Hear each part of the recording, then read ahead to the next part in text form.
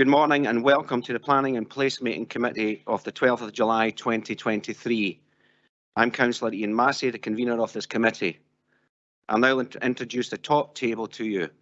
From my far left is Councillor Grant Stewart, Vice Convener, Ms Jessica Guild, Committee Officer, Mr Jeff Fogg, Legal Manager, and to my right is Mr Christian Smith, Development Management and Building Standards Service Manager, Mr Sean Panton, Team Leader Major Developments, and Mr Paul Williamson, Team Leader Local Developments.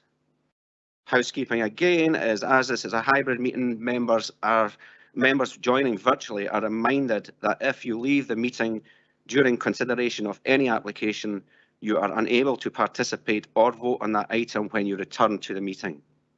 This also means that if a member loses their internet connection during consideration of an item, they should not vote on that item. Please advise the clerk via the meeting chat that you are leaving the meeting or if you have lost your connection and are therefore unable to vote. And whilst we are operating as a hybrid meeting for the proceedings today, can I remind councillors and officers to use the chat box to attract my attention, which all members should have access to. Q for questions, C for comment. I will now ask the clerk to confirm any apologies and the attendance of those in the chambers and online. Thank you, Convener. We have apologies from Councillor Anderson and Councillor Harvey, Councillor Illingworth with Councillor Forbes substituting and Councillor Cuthbert with Provost substituting. We have some members online who I will ask to confirm they are present, please. Councillor Forbes. Good morning, I'm here. Councillor James. Morning, Jess, I'm present. Councillor Reid. Yes, good morning, present. And Bailey Williamson. Present. Thank you. All other members are present in the Chambers, Convener. Thank you for that. Declarations of interest. Can I ask members if they have any declarations of interest on any items today? Bailey McLaren.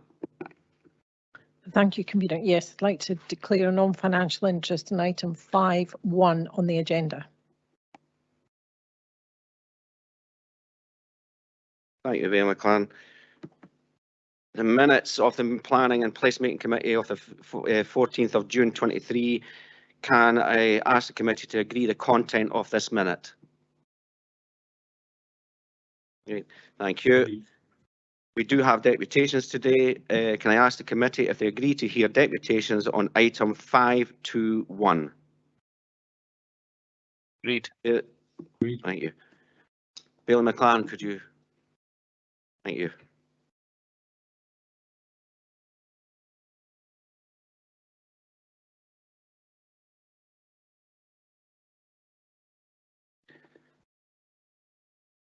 The first item is a major application, and this is for the formation of a replacement poultry rearing farm comprising 4 rearing sheds, storage shed, office and staff welfare facility, fences and gates, formation of vehicular access road, hard standing area, parking, suds, landscaping, installation of LPG tanks and associated works at land 200 metres northwest of Inpefery Creef.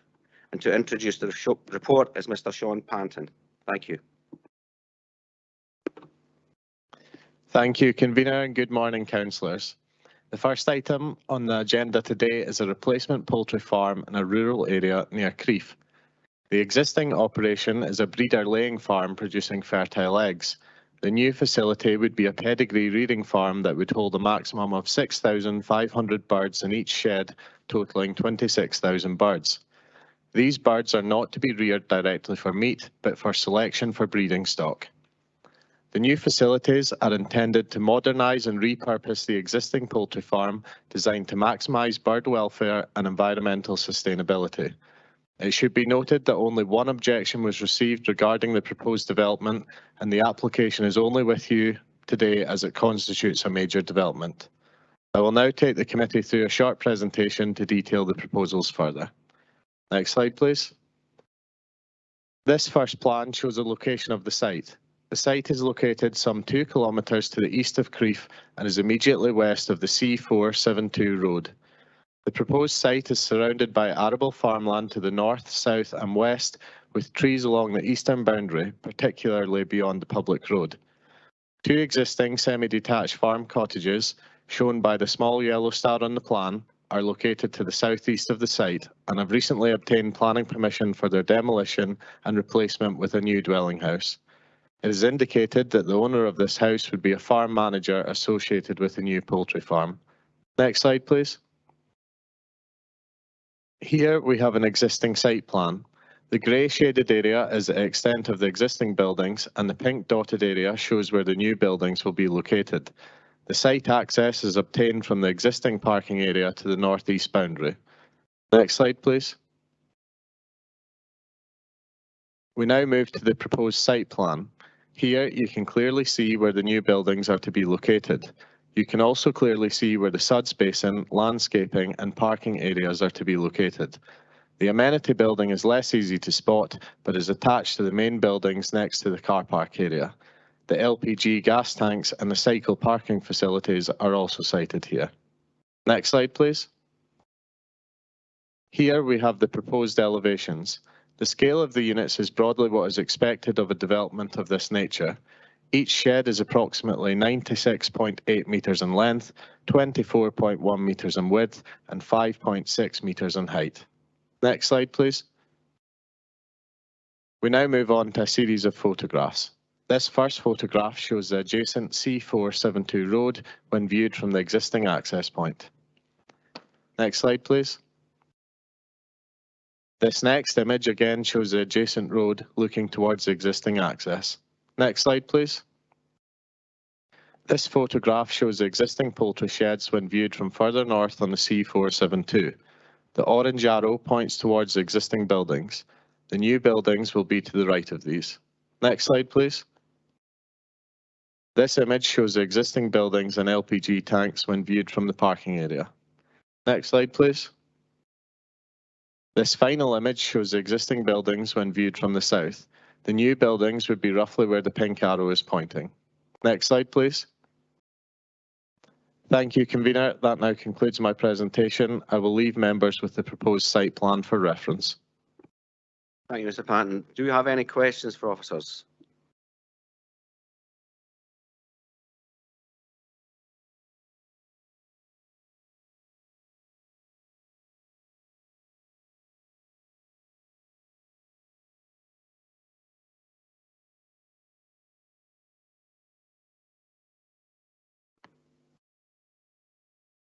Do we have no questions at all? No.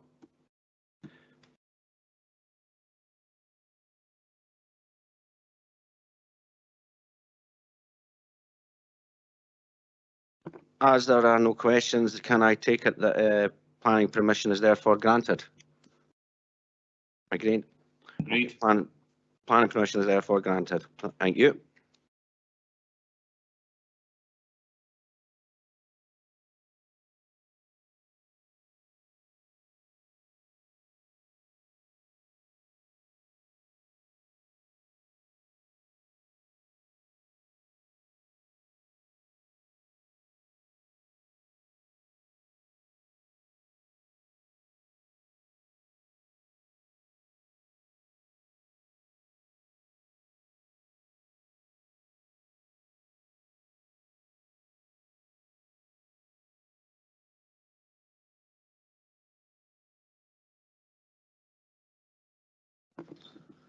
Okay, thank you.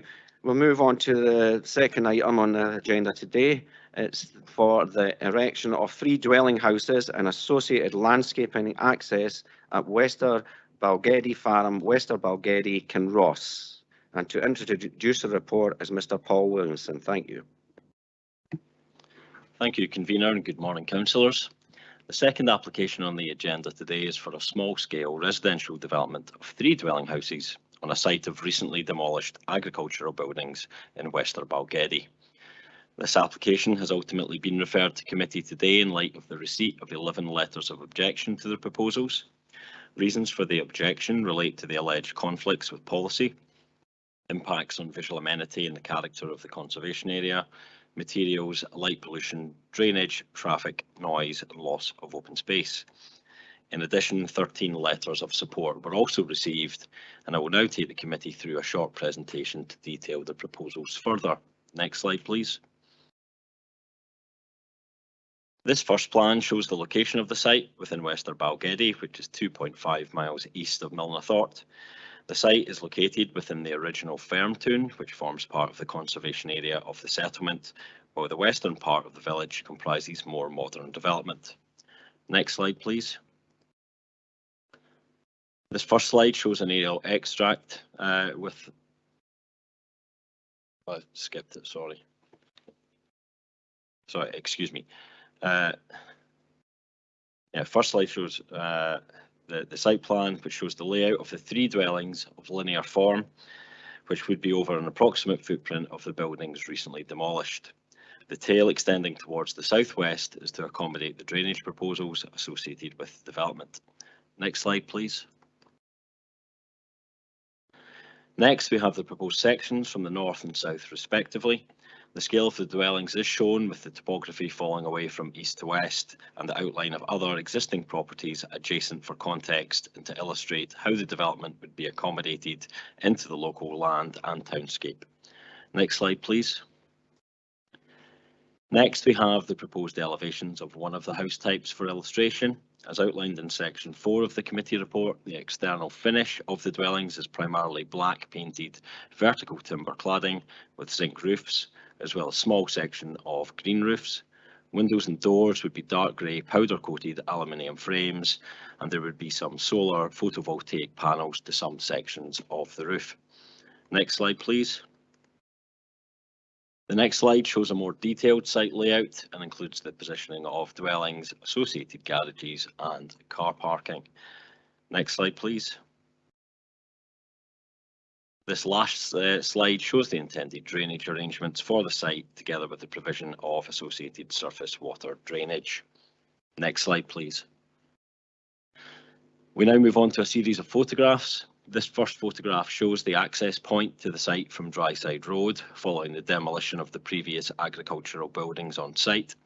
The access has historically served the farm and the adjacent dwellings just visible on the right hand side. Next slide, please. This next image again shows the view towards the site from the A911 to the south. The existing 2-storey farmhouse is towards the centre, adjacent to the retained trees, and the new dwellings would be sited to the left where the land starts to fall away and where the current demolition spoil heap is just visible. Next slide, please. This next image this time is from the B919, which is towards the southwest of the site, and is the road from Wester Balgeddy to Mockharse. Again, this shows the edge of the settlement context and shows the farmhouse and remaining farm building just right of centre and the skyline of the Lomond Hills beyond. The new buildings would be located just above the leftmost of the yellow coloured gorse near the centre. Next slide, please. Thank you, convener. This now concludes my presentation and I will leave members with the site plan for reference. Thank you, Mr. Patton. I'll now hand over to the Vice Convener to introduce the deputation. Thank you. Thank you, Convener. Can I call on Mr. Milne, please?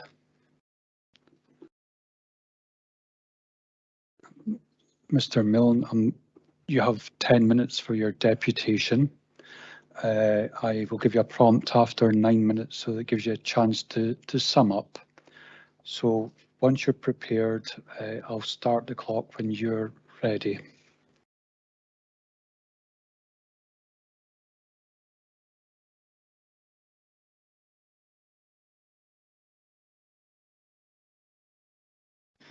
Convener, thank you very much. I appreciate the opportunity to address the committee today. I have been a resident of Wester Balgeddy for almost 47 years, and I'm here to represent a consensus of local residents in respect of the application. I would mention that we have had presentations and deputation on previous applications, and after the most recent one in 2009, 2011, we submitted as a community preferences and aspirations for future development considerations on this site. We're not opposed to the development of the site, but we believe there are aspirations of compatibility and retaining the conservation area integrity. West of Bolgate, as has been said previously, is a well-established conservation area of great importance to Kinross, being one of the original 18th century firm tunes and the only one left intact. For that reason, the settlement boundary in the local development plan was drawn tight around the settlement to prevent any inappropriate development. On behalf of those residents of West Bolgate, and for your reference, I'm briefly highlighting certain specific ongoing concerns of the village community in respect of this application that are considered to significantly challenge the ongoing integrity of the village conservation area. Firstly, the industrial unit style dwellings incorporating non-traditional building materials comprising black wall cladding, black zinc roof sheeting, black window frames and black doors create a stark black block which sits on a very dominant situation in the development and will be seen from below the A911 and B919. There's also an extensive unrestricted glazing in wall elevations and full height width glazed gables, creating significant visual impact on landscape and village appearance, together with extensive light pollution visually over a wide area from the high ground location of the development. As a new development in a conservation area, we consider that external services should be sympathetic to the existing dwellings, which show a broad palette of wall colours, tiles and slates to roofs. The proposed finishes will be in harshly stark contrast to the existing dwellings. Conservation Officer and Policies Officer have both raised particular need for design reconsideration and changes in these respects. Thus, associated drawings and documents so far submitted are not approved. Stormwater, second item is stormwater considerations. Each dwelling has a provision for stormwater disposal from each building. However, it is unclear and vague what a provision is proposed for disposal from extensive paved areas to be provided for access and parking hard standing to each dwelling and additional paving and or private access track. Furthermore, intermittent flooding occurs throughout each year when the flood flows through the northwest of the village onto the access track and separately across it. There is no clear consideration reference in the application or report submission to date investigating and establishing the disposal of such water. Any disposal remedy must not create an added risk impact and further concentration of surface stormwater to the development site, nor to the water table in the immediate field below the development or the southwest corner of that area alongside the A911 and road junction at the Bolgate Toll junction. That situation could create a significant flood risk to the A911 and properties immediately opposite the site and the southwest location.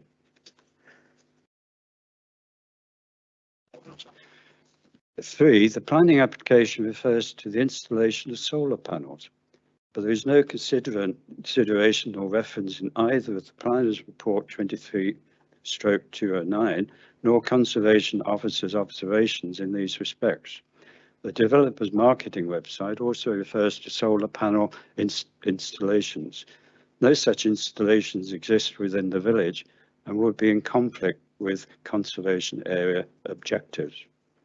4, no application has been lodged for conservation area consent in respect of the new development. An earlier retrospective application, now pending decision, was merely for demolition of 3 existing buildings only.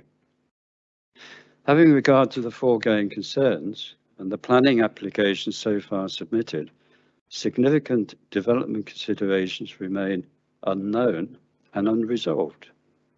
An extensive list of 11 outstanding, unsubmitted and unapproved conditional requirements have been identified, and together with item 11 of informatives, create significant lack of detail, clarity and certainty of the proposed development, as all are required to be submitted and approved prior to commencement of development works. Perhaps final consideration of the application should be deferred pending satisfactory completion of these statutory requirements and procedures. That is the end of my presentation, Convener. Thank you, Mr. Milne. Are you willing to take questions from members? Before questions are asked, Councillor Anderson, because you came in after Mr. Paul Williamson's summary of what was in our papers, and you've not missed any of the debate, you'll be allowed to take part in this item. Okay. Thank you, Convener. Can I ask members to submit questions in the chat, please? Councillor Waters. Thank you, Vice Convener. Thank you, Mr. Millen, for your deputation. In relation to you mentioned the stormwater and the potential risk on the site. Are you chatting about potential flood water that comes down the main road from Glen Lomond? Is it, and what currently happens to that? Does that come down the road and then go down the track into where the old farm buildings or where this plot is?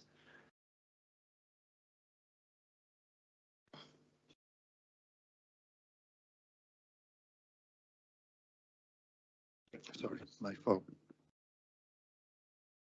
Is that better? Yes. My understanding, Councillor, from 2 or 3 residents who live alongside that track are very aware and have records and information supporting and demonstrating that situation.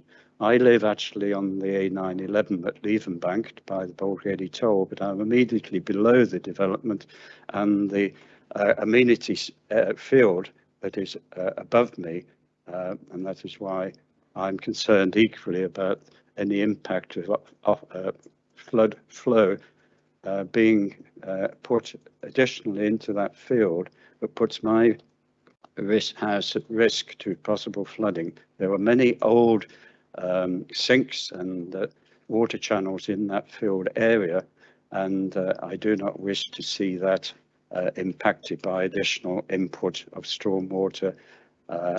And there doesn't seem to be any provision or consideration of that flooding situation. There's been no consultation with those people I mentioned, as far as I know, in that respect.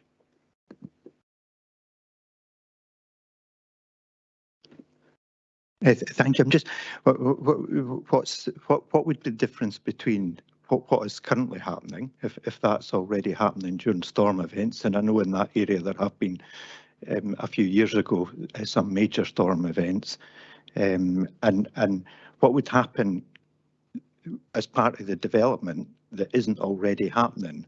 And is there any are you aware of any of that floodwater already hitting the main Kinneswood Milnathort Road, or I'm trying to understand what the concern is over what the current situation is, and how I understand the potential if there's road surfaces that are not permeable. I understand that part, but for the floodwater flowing through the land, what would be the difference with the house and developments create that isn't already there if the water's already running in that direction?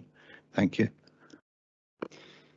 I believe the key consideration that impacts and gives rise to the risk is the very vague but uncertain degree of quite extensive hard paving for parking and access to the 3 buildings, and also seemingly but not very vague along surfacing of the access track. Now, at the moment, the water finds its way to the edge of the northwest edge of the farm. It dissipates down through the ground. It also goes to the west, and there is a burn out with the development site, but alongside the bridle path that comes up from the Toll Tavern up to the farm there, and there is a burn there that flows all the way down under the road at the Toll Tavern and down to the lock. But if the development itself creates a diversion and a hard surface, the runoff will be even more concentrated to wherever it's going. And there is no direct indication of any consideration or what facility would mitigate those concerns. Thank you. Councillor Braun. Thank you, Vice Convener, and thank you, Mr. Milne, for your presentation. You mentioned earlier on that you don't have any, or your neighbours and yourself don't have any objections to the principle of the site being developed. But what would you like to see there then? What do you feel there should be there? What is it against this one? Is it the number of properties being developed? Is it the colour? Is it the materials? What do you feel should be there? I'm trying to get that out of you, if I may. Well, with great respect, sir, I have submitted several letters of objection at the time, but we were able to actually understand what the development was. I have to say, in the early stage, 50% of the development site forming application, the details of that were not lodged for public examination 2 weeks after expiry of the public consultation period. I've taken issue with that, and I've only had opportunity to look at the proposal now it's being considered. I didn't know this meeting was happening until last Wednesday afternoon. And it's a very complex and a very seemingly detailed analysis. But what I have done is to list in my letter, and it's a very extensive letter going through all my understanding at the time of original ability, albeit belatedly, and after a lot of effort, I managed to get the letter accepted, even though it was sent 2 weeks after the expiry of the consultation period. And I have equally given some reference back in my correspondence to the planning department, and my presentation today includes those items. It is the industrial style design that is not compatible. We're very happy with 3 developments, and sight of the submission we sent to the planning office in 2011 summarised all the preferences and the aspirations that the community sought in supporting, in principle, a development up to 3 houses.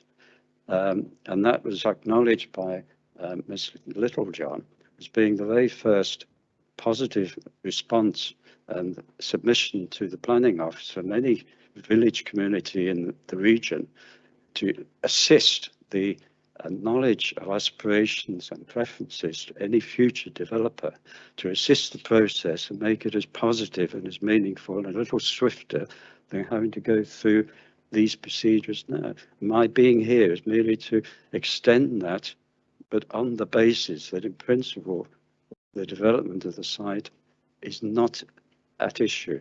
And I will say that the 4 members, myself and 3 other members who took time to get the consensus of over 20 members of the residents there, formulated that, and the majority of those residents are still living in the village. Whether that answers your question, sir, I don't know. Just a supplementary. Well, I understand what you're saying about the numbers and the site, but so to sum up then, if it was a traditionally built properties, you would be happy with that situation? Is that what you're saying? If it was if it was a traditionally built properties, you wouldn't have any objection to that? Yes, I believe I certainly would be. Obviously, I would reserve the right to pass comments in any proposal that's being put forward, and I'm sure that is not suggested it wouldn't be. But I believe the letter and the aspirations of 2011, which are in the planning office as far as unless they've been disposed of, but they gave a very thorough and very descriptive aspirations. We wanted to be positive to support a meaningful development. Thank you very much. Thanks. Provost McDade. Thank you, Vice Convener, and Councillor Braun has picked up quite a bit of what I was actually wanting to ask. However, I'll just come on to the sort of final part that hasn't actually been covered by other members. Apologies. I'll ask the final bit that you touched on was about there not being solar panels in the conservation area. But solar panels obviously now come in very different designs. You can have them integrated into roofs, etc. So is the view that you're expressing here on behalf of yourself and others, there shouldn't be any form of solar panels in the conservation area, regardless of what they look like? There are two aspects to that question. One is we believe, and we're not planners, but we believe most certainly there is no existing solar panels within the village. We've been very tightly controlled under the conservation regulations for the last nearly 25, 30 years, and everyone there has sought to fulfill every requirement. As regards today installation of solar panels, we believe that is in direct conflict and would impose very significantly on the integrity of the existing conservation area and its considerations. It's equally important that I consider that the lack of any comments within the application and consideration by the report and by the conservation officer's observations, there are no observations about solar panels. To us in the village, until some change of acceptance for solar panels in conservation areas becomes applicable and has a statutory authority, we must consider it on the basis of what is prevailing now. And the fact that no consideration has been seemingly made in that respect, I think if it goes by default on approval, I do, with great respect, gentlemen and lady, that it does set a precedent for solar panels within all conservation areas in the region.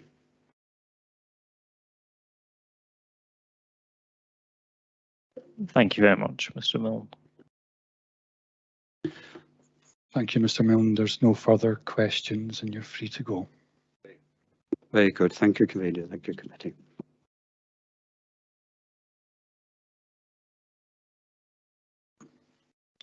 Could I now please call Mr. Webster, applicant, and Mr. Willis, the architect.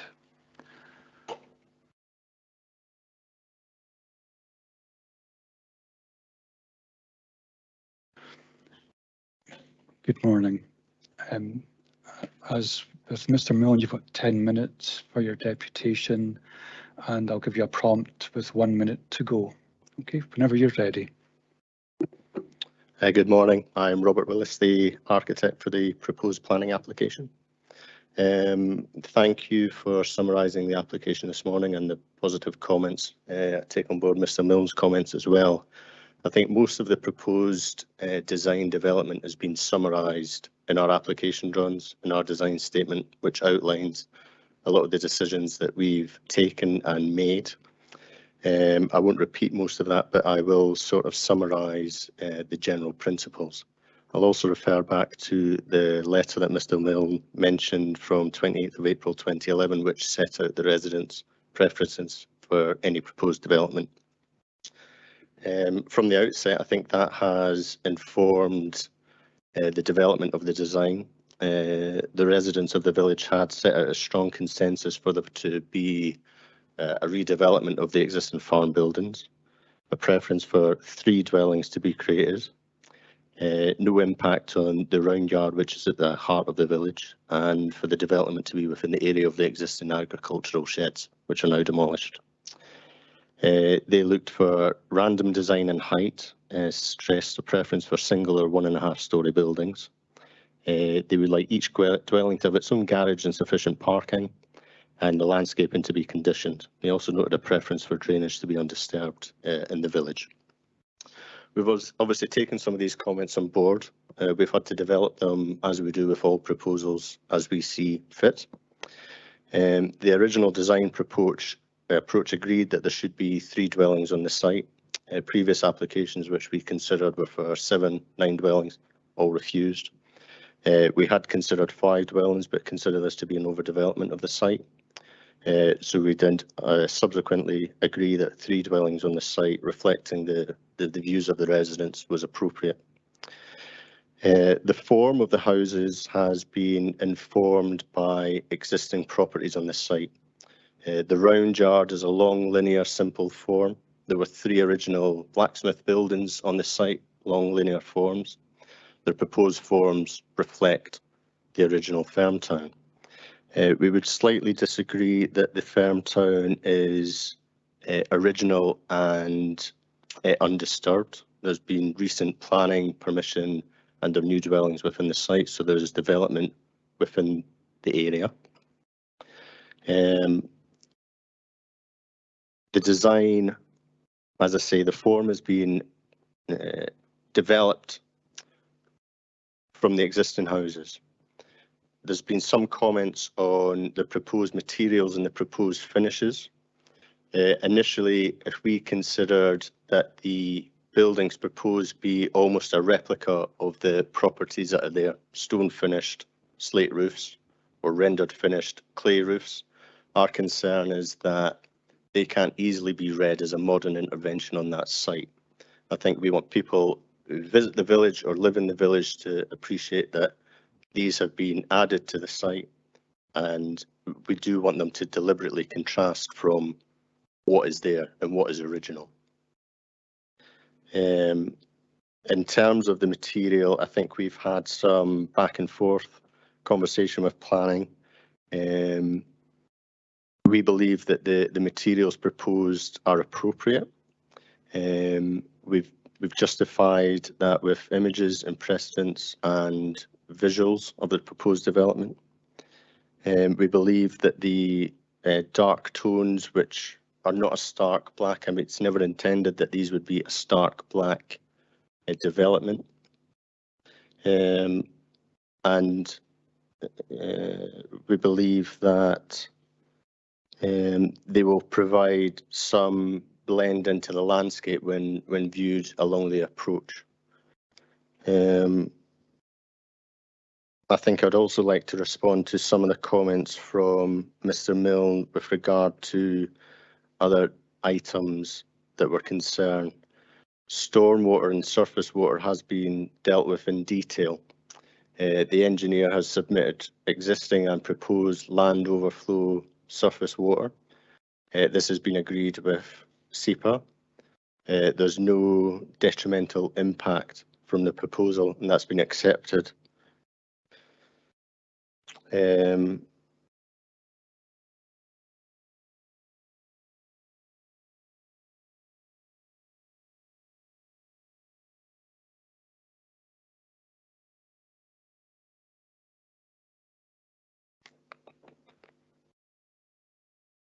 Sorry, I think there's probably nothing more that we would like to add.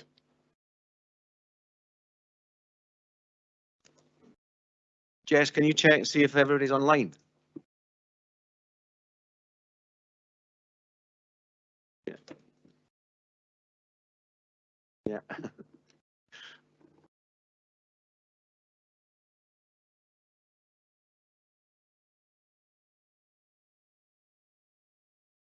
Yeah, thank you. Right, I'll hand back to the Vice Convener. Thank you. Thank you, Convener. We've now returned after the deputation from Mr. Willis, and Mr. Willis feels that he can carry on to take questions. He is now joined by Mr. Webster, who's part of the deputation, and he is willing to take appropriate questions as well. So can I ask members to use the chat and Teams to draw my attention if they have any questions.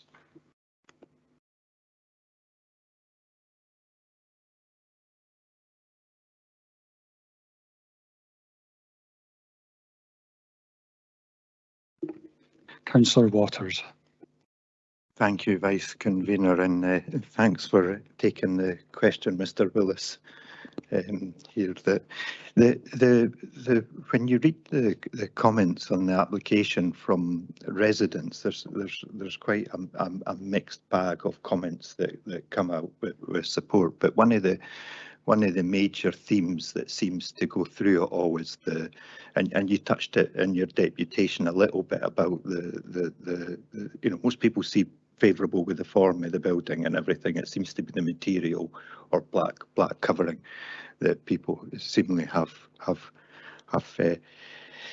a subjective view might be the best way of putting it across, where some people feel it's very supportive in the comments and that they feel it will blend in nicely with the firm tune and that, and other people feel that it will stick out, and I know you covered it slightly.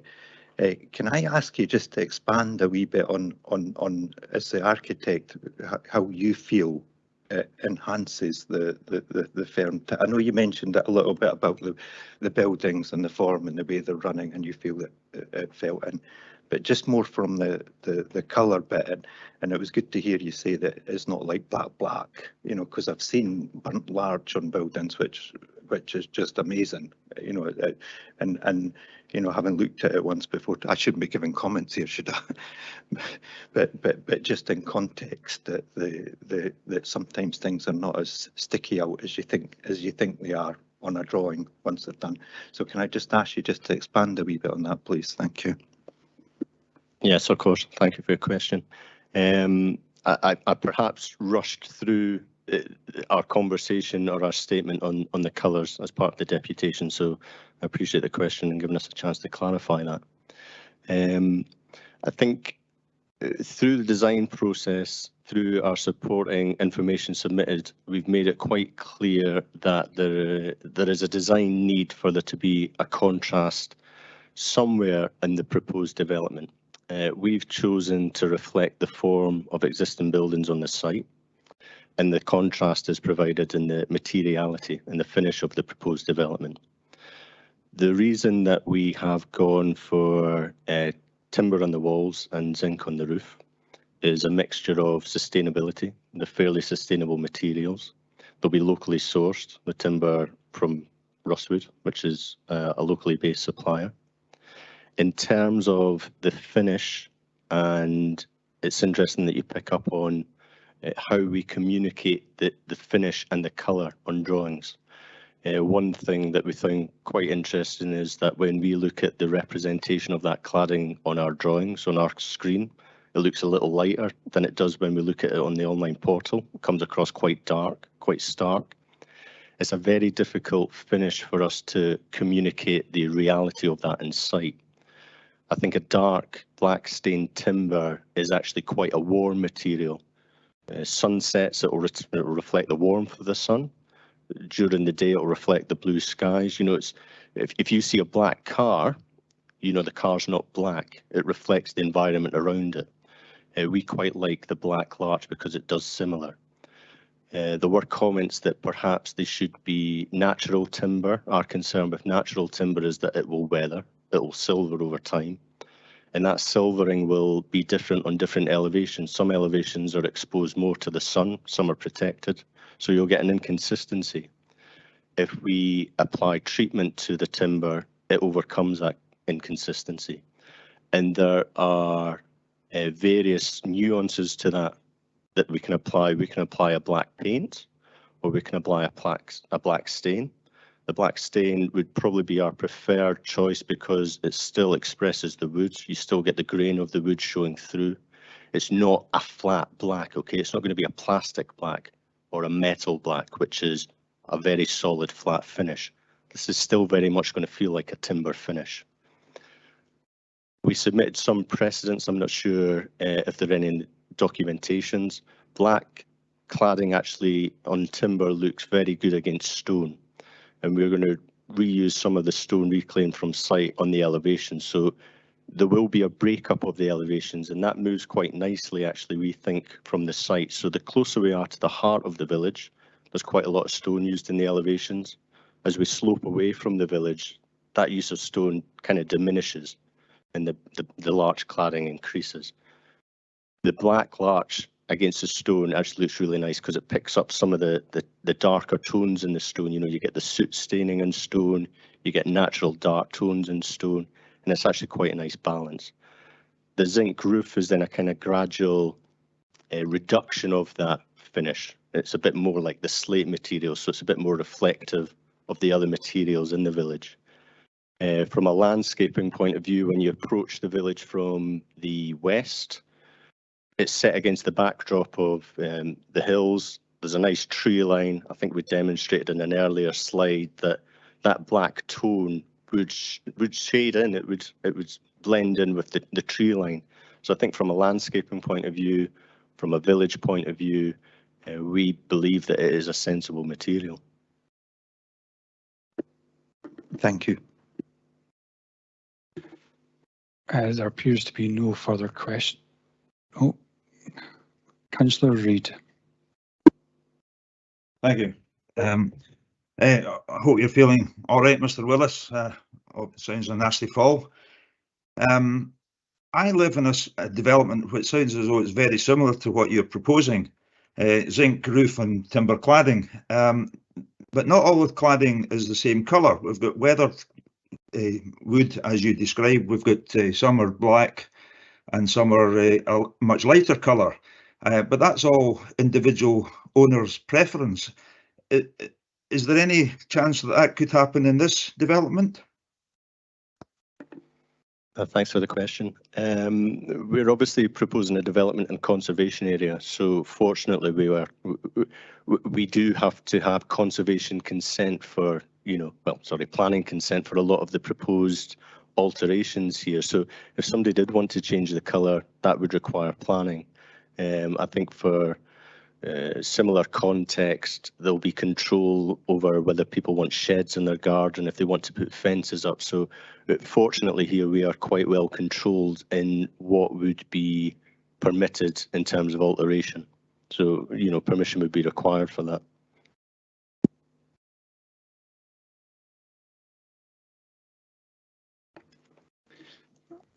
Thank you. Can I just make one observation? I hope your zinc is thick enough, because if it's too thin, it makes a hell of a noise. We'll keep that in mind, and thank you also for your earlier concern. There appears to be no further questions, Mr. Webster, Mr. Willis, so you're free to go. I'll hand you back to the convener. Thank you, Vice Convener. Members, do we have any questions for officers?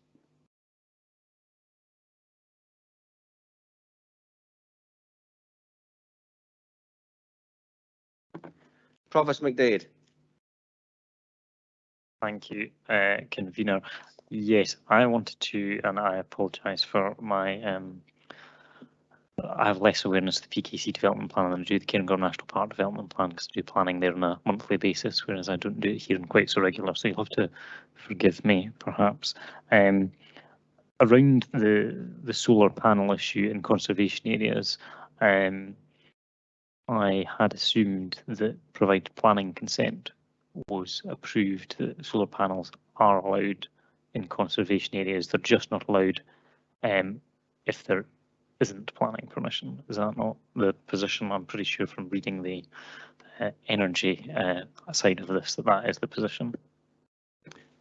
First and foremost, thank you, Provost McDade. Obviously, when it comes to matters of new development within conservation areas, it's on a case-by-case basis. If this were to be a consideration of solar panels to be erected upon a traditional property, for example, we could well be looking at a significantly different interpretation as to what might be acceptable or otherwise if it was in a principal street-facing elevation, for example.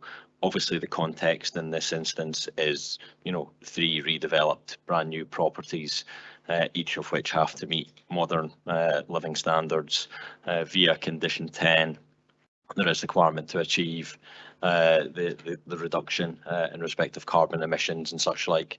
Solar panels are one way of doing it. There are other measures in terms of integrating into the built form of the structure, and there are other ways and means to do it. But in this instance, solar panels can be quite minimal in terms of their appearance against the likes of a standing seam roof that would be proposed in this instance.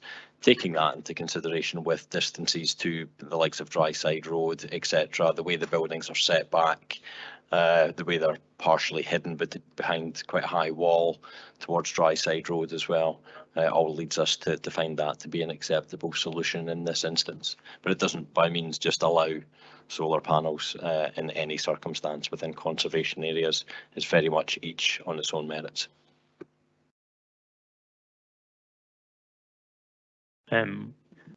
Yeah, go ahead. Thank you, convener, and thank you, Mr. Williamson, for your answer. I also just wanted to touch on, obviously, a number of the objectors had raised commentary about the finish, and the architect has spoken in his deputation as well around the finish and the decisions, and he mentioned there had been discussion with PKC officers around that finish. And obviously Russwood is a good quality provider and supplier, so it's not going to be cheap materials that are used in this. Can you talk perhaps about the planning officer consideration in terms of the appropriate materials that you have determined as this to be? Thank you again.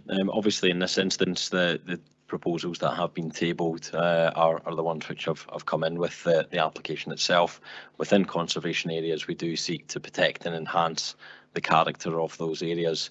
The buildings that we did have on site here previously at the farm were of a range of different styles and materials, very unsightly. In this instance, what we feel we've got is a development which protects that character, reflects traditional forms of buildings, quite simplistic in nature in terms of having the kind of longhouse style and gable projections. And from that angle, more than happy with it. It is clearly, as the architect has pointed out, in contrast to some of the other styles, but it's certainly regarded to be a high quality contemporary finish, yet in a style which is befitting for the location, and it's not in a pastiche manner, which is something that we can ultimately end up with if you try to replicate other buildings. Thank you. Councillor Anderson. Just three short questions for the officers. One would be solar panels. Listed building consent, is it not banning them from roofs, or could you, I know my son-in-law has solar panels in his garden, just ground level. Would that conflict with listed building consent what's allowed now, or is the roofs context or the garden context? Thank you very much, Councillor Anderson. Obviously, in this instance, the easiest way to maximise the solar gain benefit to the solar panels is to have them elevated. Obviously, if you put them into garden ground, etc., they can be a bit more susceptible to shade, etc., as it comes round. So in this instance, and given the kind of coverage of the area shown on the roof, it's a relatively small uptake of the roof between sections of velexes, so we're quite happy with the positioning indicated on those plans at present. It's a different story if it was a commercial solar farm that was being proposed. Then you would be looking at ground mounted solutions. And just to clarify again, there's not necessarily listed building requirements in this instance because it's just new build properties within the settlement. Thank you. Second one was on the retrospective application for demolition of the existing buildings. Is that just a fair weather warning, or is it going to possibly put it effect if it's refused as such? That might have a context effect, what we're looking at just now. Certainly in that instance, it's obviously just a situation to regularise the demolition of those buildings from what had been done previously. I think there was just a misunderstanding in respect of appreciating what required permission within the conservation area, but there was, I think, a safety element involved as well in respect of the condition of those buildings, hence the desire to have them demolished as quickly as possible. And the third would be if we, the colour seems to be quite a question. A number of objectors to the colour, the black darkness of it. We could make a recommendation quite easily for, I don't know what you might recommend, for its natural larch stained, not stained, but be stained to keep that colour natural, or black.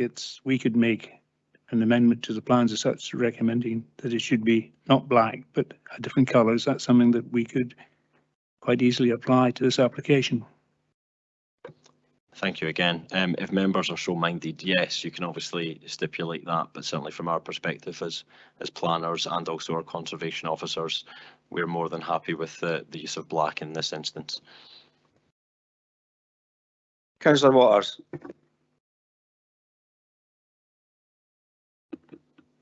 Thank you, convener. Can I?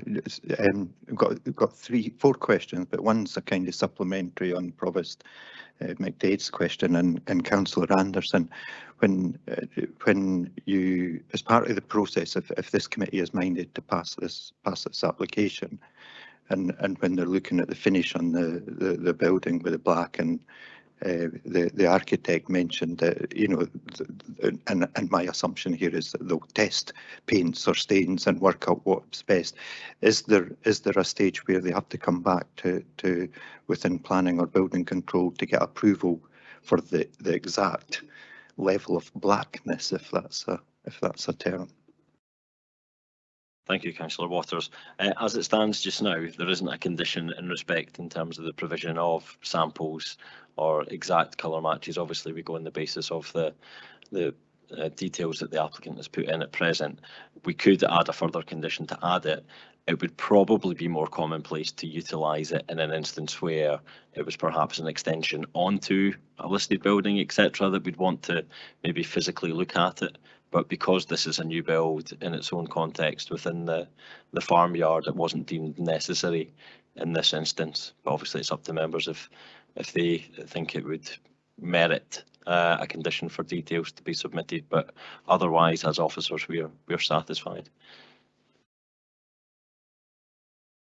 Thank you for that one. The drainage question that I chatted with Mr. Millen about, with potential fears of water running down onto the 911, which is at the bottom of the embankment.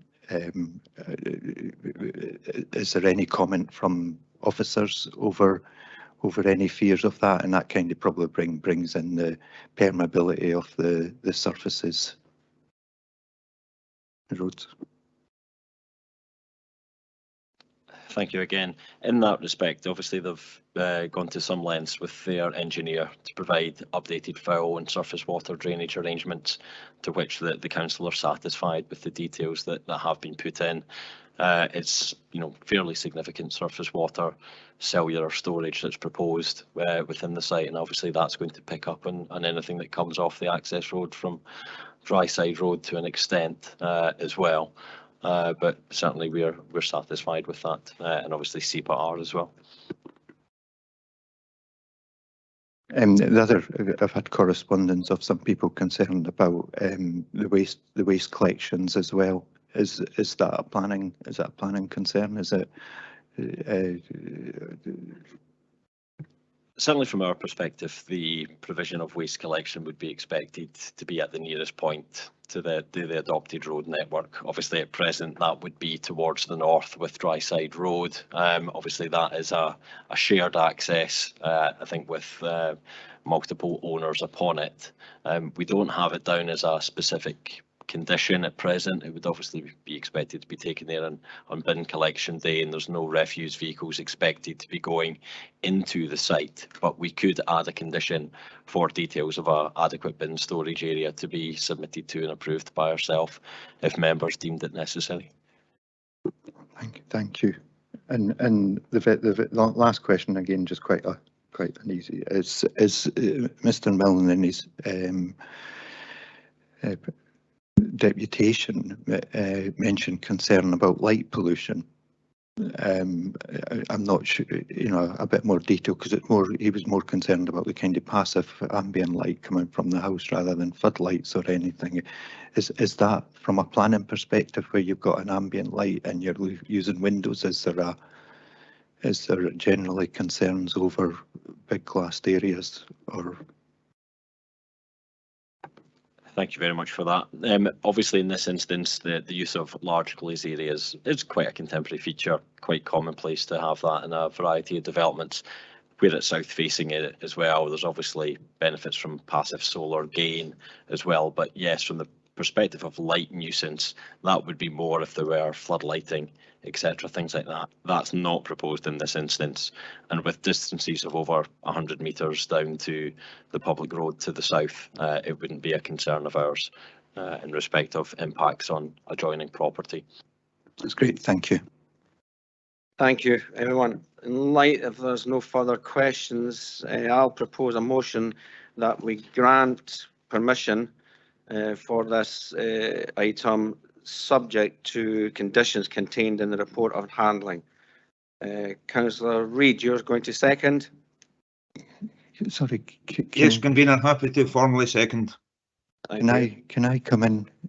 Sorry, can I, before I put, I was going to say, before I put an amendment, official amendment in, I was going to ask if you'd be willing to accept a condition in the motion, just from the colour perspective, that there's a swab or something for approval goes before conservation and planning officers, just for approval, just to get the right level of blackness.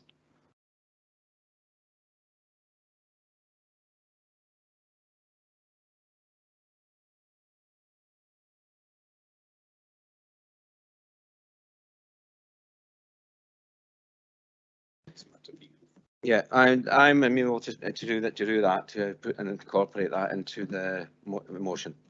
Thank you, appreciate it. Happy to accept that. Yeah, thank you, Councillor Reid. Councillor Braun, you have an amendment. Yes, thanks, convener. I was going to put an amendment in to refuse, I'm afraid, on this occasion. I listened intently to the architect's comments about the design, and I think it is a good design. There's no doubt about that. But I think it's good design in the wrong place, to be honest. This is a tightly controlled conservation area, and Policy 28 says that replacement buildings within the conservation area to enhance or preserve the character of the area. I don't think that is the case here. So I think it would contravene Policy 28. Policy 17 says that this requires developments to protect or, where possible, improve the residential amenity.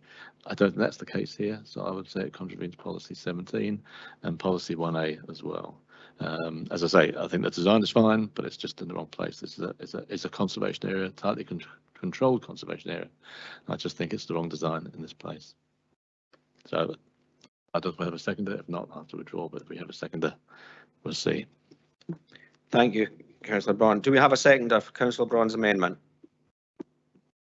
Yeah. Councillor Anderson. And Councillor Braun's amendment, it gives a chance to get things right. I feel colour and a number of other matters that we're talking about, we have for the conservation area, strengthen the conservation area rather than weaken it by putting this slightly modernistic design. And glad to second the amendment. Thank you.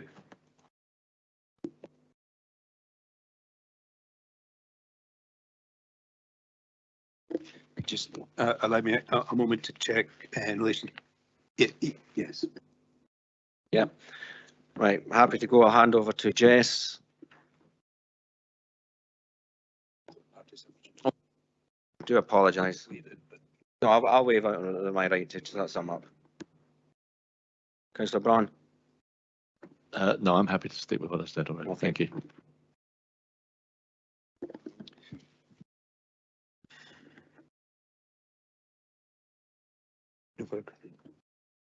Going to the vote.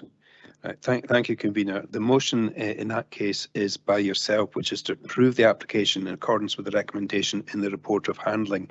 Your motion is seconded by Councillor Reid, and as we heard, you agreed to Councillor Waters' request to incorporate as part of your motion an additional condition that the proposed paint stain details for the cladding should be submitted to and approved by Planning Service prior to application.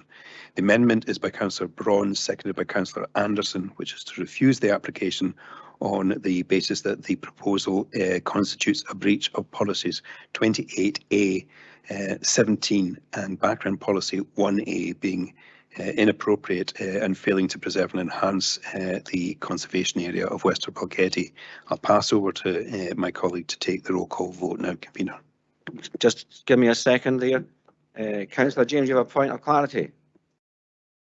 Yeah, please. I think Mr. Fogg has just mentioned it. It was the extra condition. I mean, I'm in favour of your motion, but not with that condition. I think to condition a colour is like putting an Astra on a motorbike. You know, depending on the day and everything else, the colour can look different. The architects made it that colour for a reason, so I don't see a need to condition it. So I don't know whether to put an amendment in to your amendment to accept it.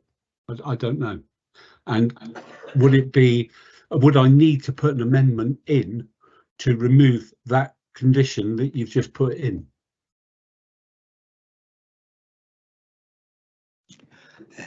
Convener, actually, yes, the motion was your own and it's been seconded, but both you and the seconder did accede to the request by Councillor Waters to adjust it to include that additional condition, and there is now an amendment to refuse the application. If Councillor James feels sufficiently strongly that it's wrong to include it, it would be necessary for him to come forward with a second amendment and that to be voted on against the first amendment to refuse, which does seem quite an involved process, but it's a matter for the committee at the end of the day. Councillor James. In that case, I would actually put in an amendment to take it as it was in the first place. I don't see the point of a condition on colour when it's clearly that's what's been consulted on. That's what our planners have looked at, and I can't see the point that coming forward with a colour chart or a sample is going to make any difference. It's large, it's stain, it will look different on any day. So yes, I will put an amendment in to to not include that condition, but the original motion as was. Thank you. Do we have a seconder for Councillor James? I'm happy to second.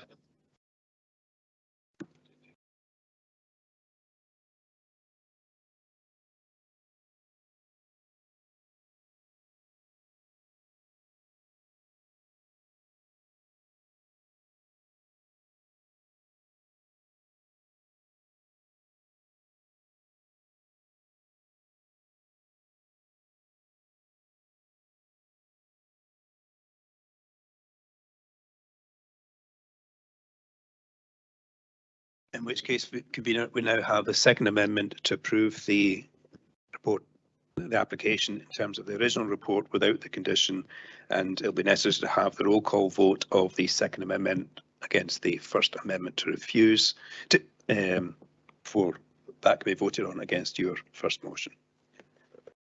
Councillor Braun. Yeah, if I can have a point of clarity, Mr. Fogg, they are two completely different amendments. Is it fair to? Yeah. Okay.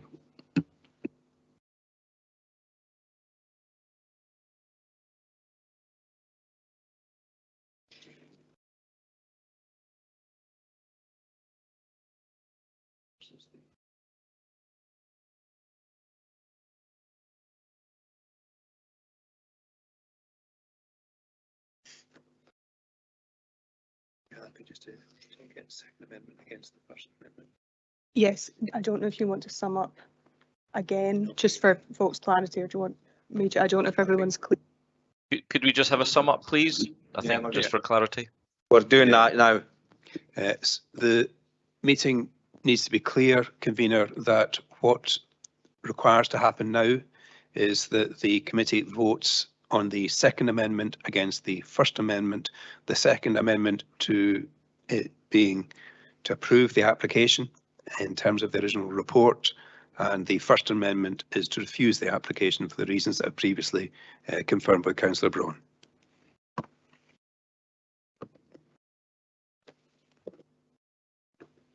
Members, when I call your name, if you can please let me know if you're voting for the First Amendment or the Second Amendment. Councillor Anderson.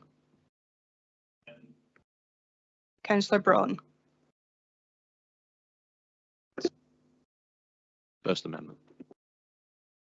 Councillor Forbes. Second Amendment. Councillor James. Second Amendment. Councillor Leishman. First Amendment. Councillor Massey. First Amendment. Provost McDade. First Amendment. Bailey McLaren. Second Amendment. Councillor Reid. Second Amendment. Councillor Stewart. First Amendment. Councillor Waters. Second Amendment. Bailey Williamson. Second Amendment. I have 6 votes for the First Amendment and 6 for the Second Amendment. Convener, you have the casting vote. First Amendment. Therefore, the First Amendment will carry.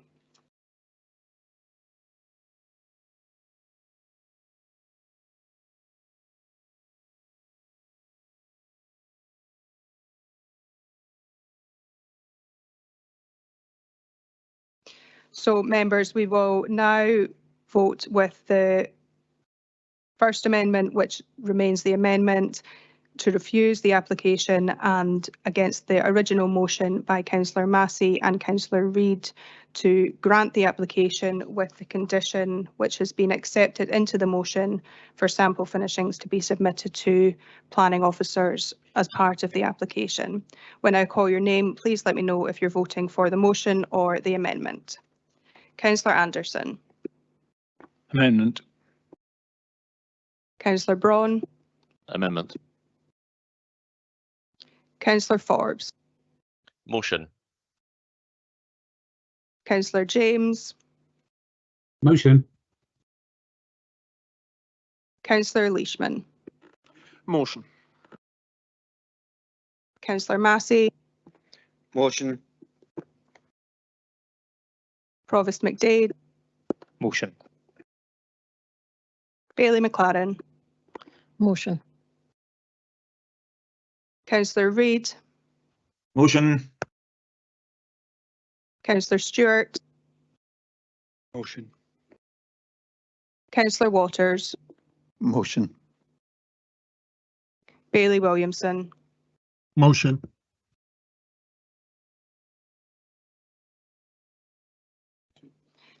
Thank you. I have 10 votes for the motion and 2 for the amendment, and therefore the motion will carry.